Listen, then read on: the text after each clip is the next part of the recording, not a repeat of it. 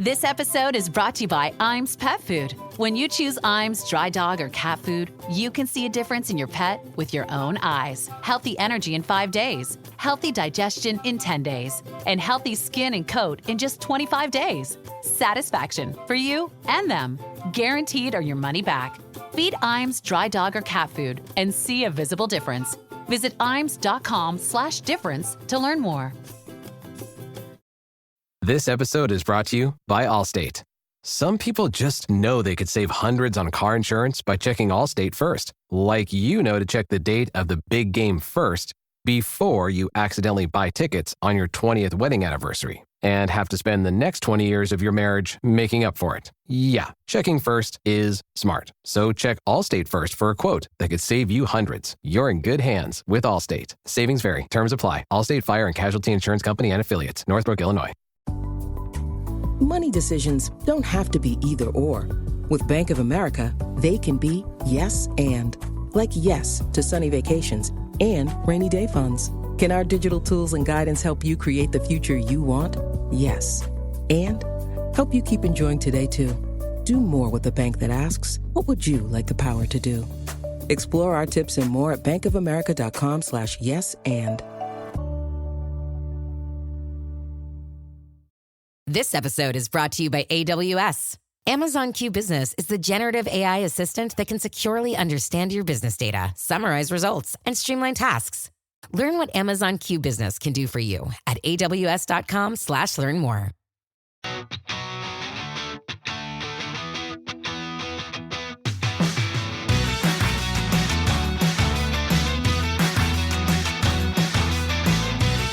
Welcome back to Rams Up, your favorite LA Rams podcast. We are part of the Fans First Sports Network. You can follow us on our YouTube channel as well at LA Rams Up. I'm your host, Mark. I'll be joined occasionally by my football gurus, Paul and Ian. Let's get to it.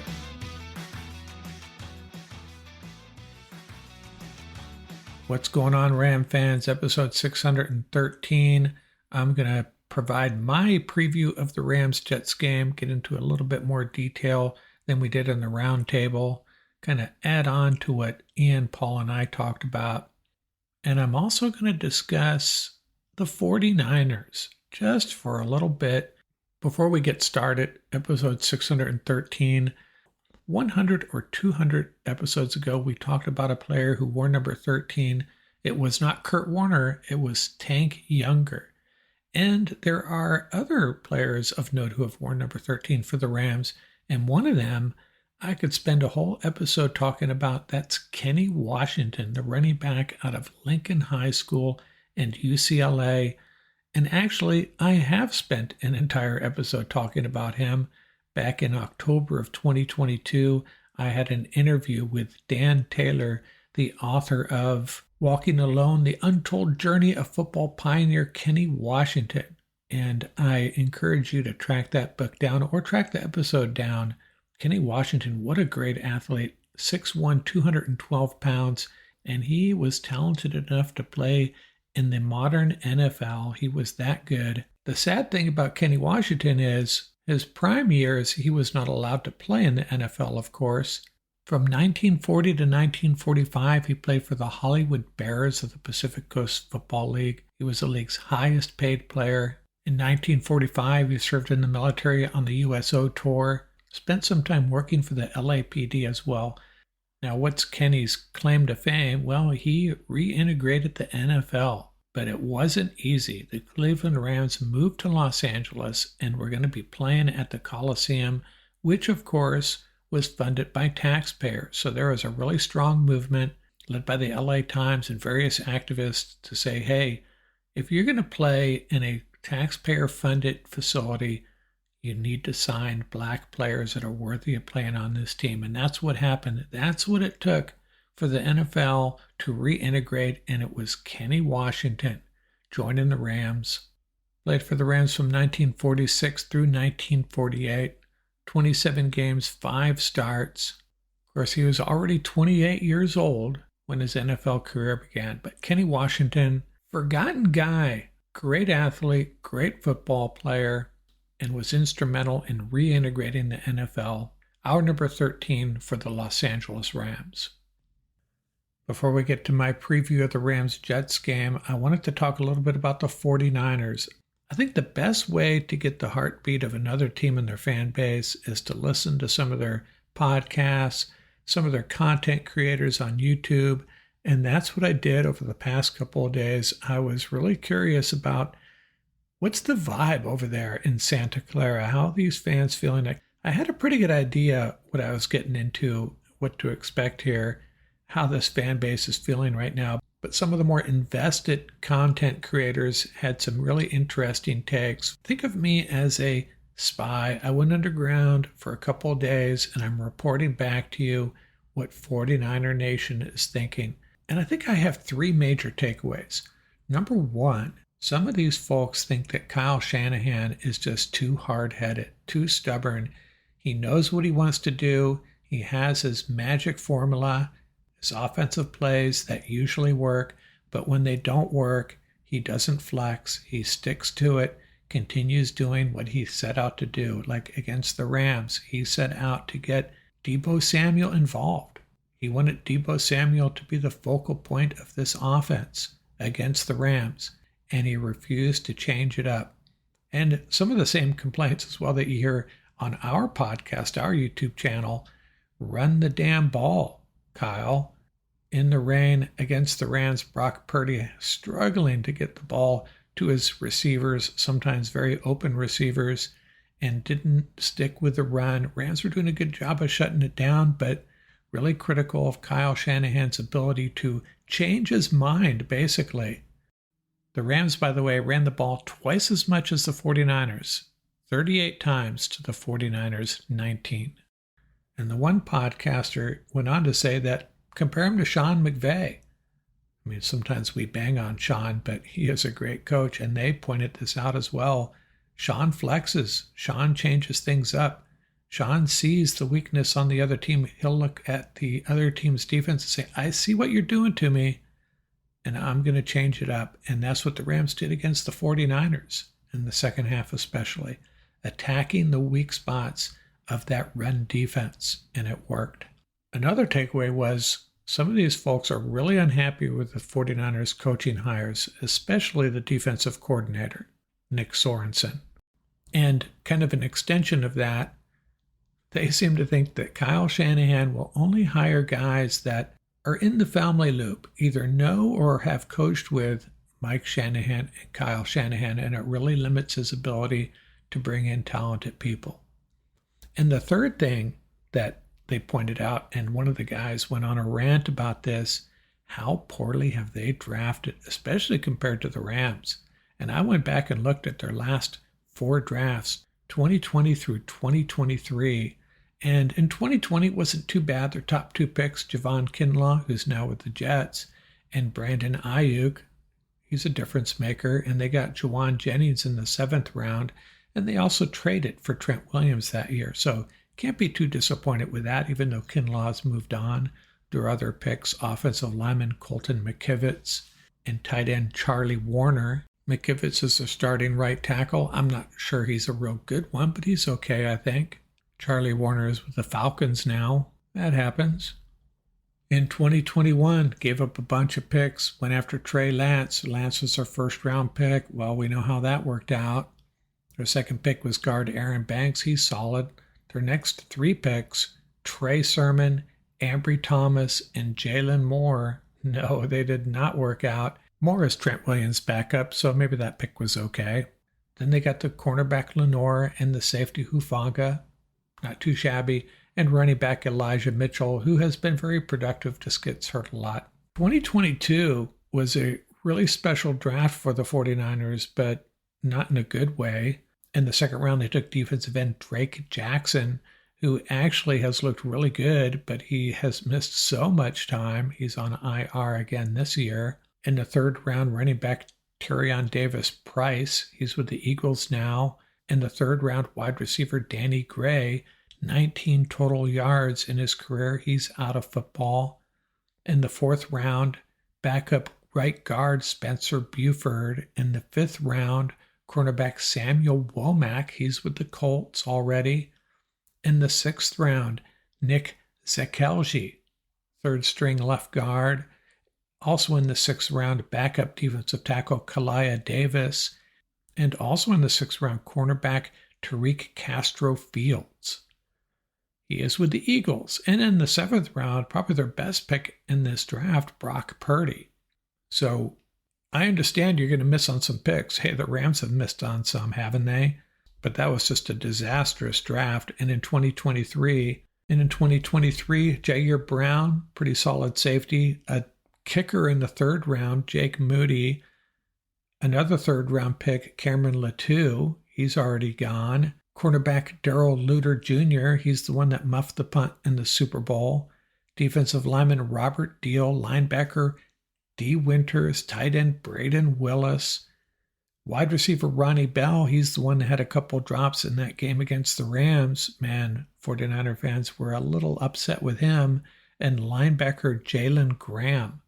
So kind of get the idea here. These last 2 drafts especially, just extremely low production. And I don't know if it's their draft selection process, their scouting, or if it's just not developing players, but not good for a franchise, especially when you have a lot of top-end guys making a lot of money.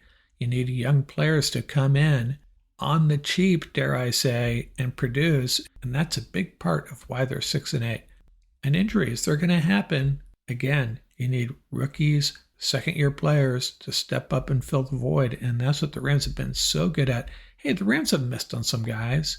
I mean, look at their 2022 draft. Well, they didn't have a 1st or 2nd round pick. Their 3rd round pick, Logan Brest, well, we know how that turned out. But their next 3 picks, solid contributors. Jacoby Durant, Kyron Williams, and Quentin Lake. Yeah, what a contrast. And even their next 6th round pick, Darion Kendrick, has a future with this team. The other 3, Daniel Hardy, Russ Houston, AJ Curry. That's not a bad draft. And they didn't have a 1st or 2nd rounder, and they blew their 3rd round pick. Still came away with 3 starters and potentially 4. Not too shabby. And that, in my opinion, is the biggest thing that's gone wrong with the 49ers. I think they also had some culture issues, obviously, and a hard-headed coach. Am I celebrating the demise of the 49ers? Well, maybe a little bit, but hey, it's good for us, I think, once in a while to check in on our divisional rivals, try to get the heartbeat of the fan base there, what's going on with that team. We'll do the same with the Seahawks and Cardinals at some point. Back in a second with my Rams-Jets preview.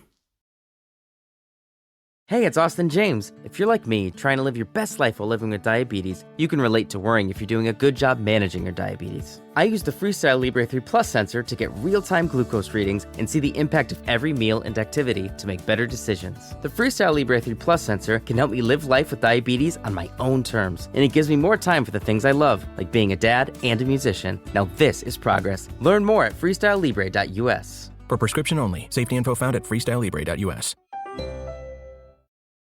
This episode is brought to you by LifeLock. The holidays mean more travel, more shopping, more time online, and more personal info in places that could expose you to identity theft. That's why LifeLock monitors millions of data points every second. If your identity is stolen, their US-based restoration specialists will fix it, guaranteed or your money back. Get more holiday fun and less holiday worry with LifeLock. Save up to 40% your first year. Visit LifeLock.com/podcast. Terms apply. This episode is brought to you by Amazon Prime. There's nothing sweeter than baking cookies during the holidays. With Prime, I get all my ingredients delivered right to my door, fast and free, no last-minute store trips needed. And of course, I blast my favorite holiday playlist on Amazon Music. It's the ultimate soundtrack for creating unforgettable memories. From streaming to shopping, it's on Prime. Visit Amazon.com/Prime to get more out of whatever you're into. When it comes to towing, seeing is believing. That's why Chevy Truck's advanced camera technology offers up to 8 available cameras for 14 unique views, so you can focus on the view that really matters. Chevrolet, together let's drive. Learn more about Chevy Trucks at Chevy.com. Safety or driver assistance features are no substitute for the driver's responsibility to operate the vehicle in a safe manner. Read the Vehicle Owner's Manual for important feature limitations and information.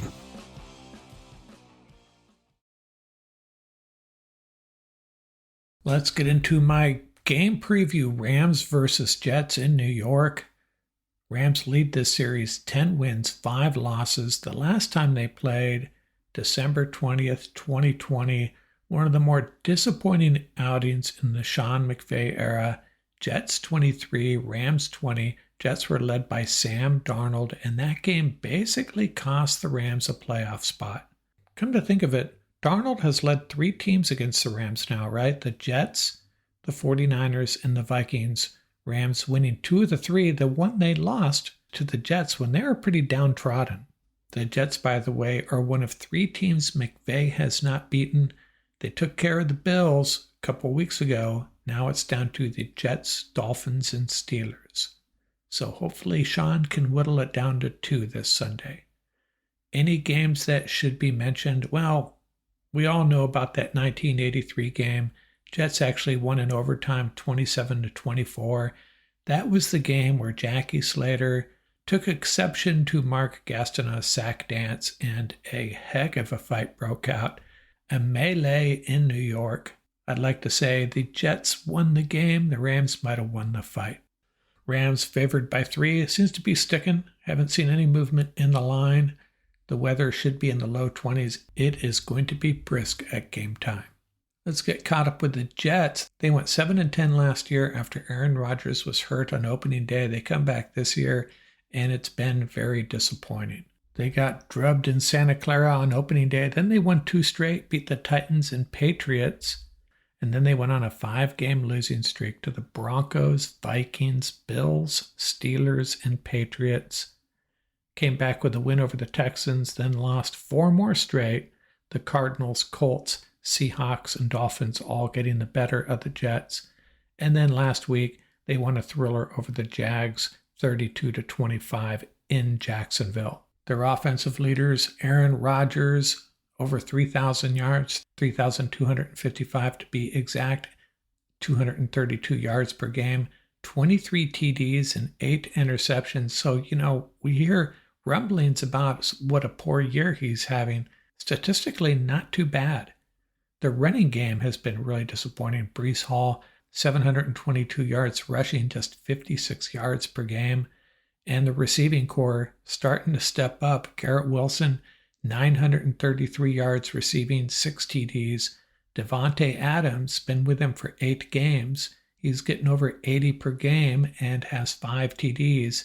And Alan Lazard, who they brought over to keep Aaron Rodgers happy, 430 yards and 5 TDs. Last week, Devontae Adams, 198 yards and 2 TDs. So this is a receiving core that's going to give the Rams issues, I think. Now, we do have to acknowledge that big game for Adams was against the worst pass defense in the league, the Jags. Team stats, offensively, nothing to get excited about. 24th in yards per game, dead last in rushing yards per game. That's really surprising with Breece Hall there. And 18th in passing yards per game, 22nd in scoring. So it could be a standoff with the Rams defense, kind of evens up with what the Rams have been doing. Rams are 28th in rushing yards allowed per game. So we'll see who wins that standoff. The Jets defense, 5th best defending the pass, 194 yards per game. Rams are 9th in passing yards per game. So another area where the two teams match up pretty well. Rams don't look that great statistically running the ball, but we all know they're better than the stats show. 23rd in the league, but I feel like they could really run on this Jets defense.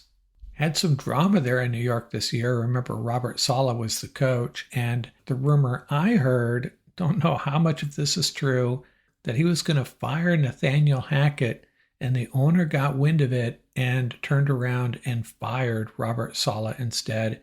And Jeff Ulbrich took over as the head coach. Looked like they had a very productive free agency haul, and it looked like they made a wise trade, bringing on Hassan Reddick from the Eagles. And then they signed wide receiver Mike Williams, Tyron Smith, the great tackle from the Cowboys, and they also brought over Javon Kinlaw, a 49er free agent. Key draft picks, well, their starting tackle, Olumuyiwa Fashanu, yeah, I know, I butchered it. and quarterback Jordan Travis out of Florida State. So maybe Jared Verse and Braden Fisk will say hello to him, past teammate. And a running back that Paul and I really liked out of South Dakota State, Isaiah Davis. Other players we got to mention, cornerback Sauce Gardner and linebacker Quincy Williams, both all-pro. Now remember, on the roundtable, Ian called out DJ Reed, the other cornerback, saying he's actually outplaying Sauce Gardner. And they also have a stud defensive lineman in the middle there, Quinnen Williams. So yes, they definitely have some dudes on this defense. I don't care what their record is, these guys can play. So what are my fearsome 4 keys to victory for our Los Angeles Rams? Well, number 1 is they got to find a way to corral Garrett Wilson and Davante Adams. Those two went off last week. 2 extremely talented receivers, and one of these guys, just one of them, is the type of receiver that could give our secondary fits. I get it, our secondary has been playing better, but we have been torched a couple of times, well, more than a couple of times, and now we got 2 great receivers coming at us. Davante Adams last week, 198 yards and 2 TDs, and Garrett Wilson had a great day too. So we got to find a way to not let them go off. They are both game changers, and together, a very big challenge. Fearsome key number 2, Aaron Rodgers in his younger days was a play extender and scrambler, still is to some degree. Our pass rush has kind of lightened up over the last few weeks, not getting there as much as I would like to see. This is the day to turn it around. Jared Verse, Braden Fisk, Byron Young, Michael Hoyt. Got to get to Aaron Rodgers. Disciplined pass rushes, put him on the ground. Make him make mistakes. And that's not going to be an easy task. Aaron Rodgers is still capable of elevating his game, playing mistake-free football, and getting the ball out to those receivers. We got to put some pressure on him. And a little stat that's not going to give you a warm fuzzy about this game. Aaron Rodgers, 6-1 in his career. Fearsome key number 3, this Jets defense is very good. They're especially good at defending the pass. Sauce Gardner leading the way. So what do? We do what we have been doing the last few weeks very well, run the ball. It's going to be extremely cold. Another reason to keep the ball in Kyren Williams and Blake Corum's hands. We don't have to go out there and throw the ball all over the field. Matthew Stafford and Sean McVay love to do that. Not today, not this game. Let's run the damn ball. And the 4th thing, as cold as it's going to be, our running backs got to have some ball security. No big game-changing plays in favor of the Jets by putting the ball on the ground. Kyren seems to be focused on that a little bit more lately. Can't afford any fumbles deep in our end or while we're going in for a touchdown. Ball security. We're going to run the ball. We also have to have ball security. My final word, I know some people think this might be a trap game coming off the 49er win. I don't really see it that way so much. This team's pretty focused. A young team, but a very focused team with some great coaches. They're going to go into New York and be ready to play. The question is, which Ram team are we going to get? Which Ram offense are we going to get? This Jets defense is going to present some problems, and their offense too. This is not going to be a cakewalk, but I think the Rams can get it done. Matthew Stafford and Kyren Williams in this offensive line will be the difference makers. Rams win 23-14.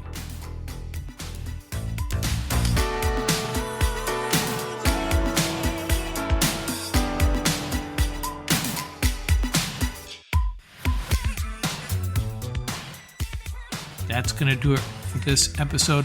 Remember, you can reach us at ramsuppodcast@gmail.com. And don't forget about our YouTube channel. Our handle is at laramsup.com. Till next time, keep the horns up, stay safe, and have fun out there.